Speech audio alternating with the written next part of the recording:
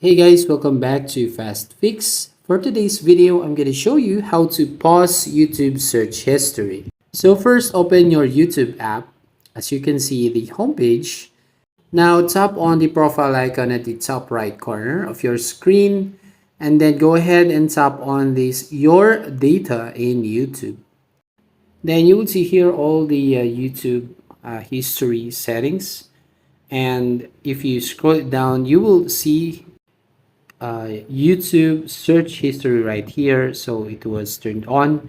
So we just have to tap this one to see the settings. And as you can see, I have three check boxes right here. Include the YouTube videos that you watch, include your searches on YouTube, include YouTube videos and audio activity. So just uncheck this include your searches on YouTube right here. So if you tap this box right here, and you will find this pause YouTube search history. So you just have to tap this pause button at the bottom right corner. So you just pause YouTube search history on your YouTube app. So that's it. If you find this helpful, don't forget to like and subscribe to this channel and hit the notification bell to notify you on the next video.